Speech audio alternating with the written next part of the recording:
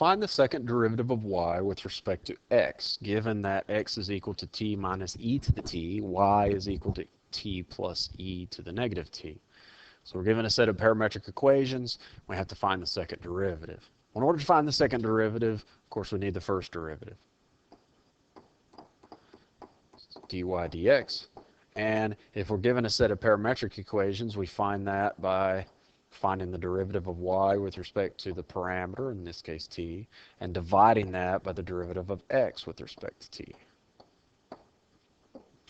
The derivative of y with respect to t is 1 minus e to the negative t, divided by the derivative of x with respect to t is 1 minus e to the t.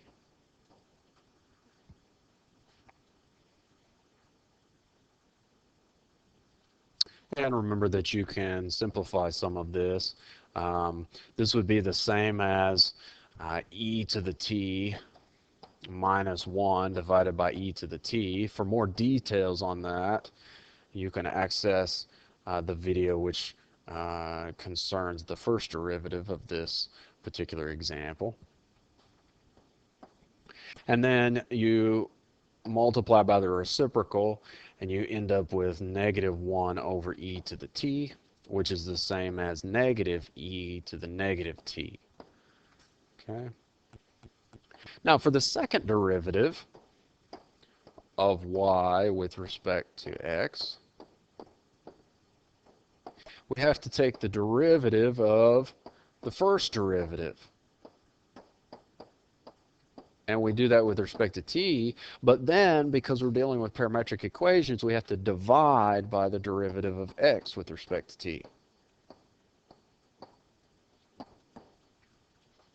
So we're finding the derivative of negative e to the negative t. That's what we found out was the first derivative.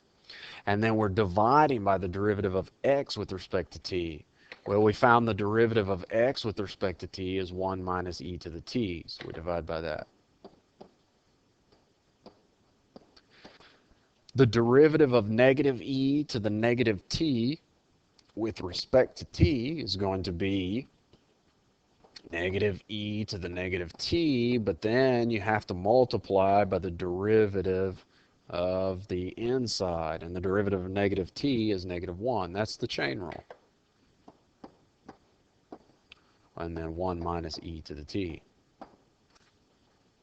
The two negatives make a positive, and so we have e to the negative t divided by 1 minus e to the t. So there's our second derivative of y with respect to x in terms of the parameter t.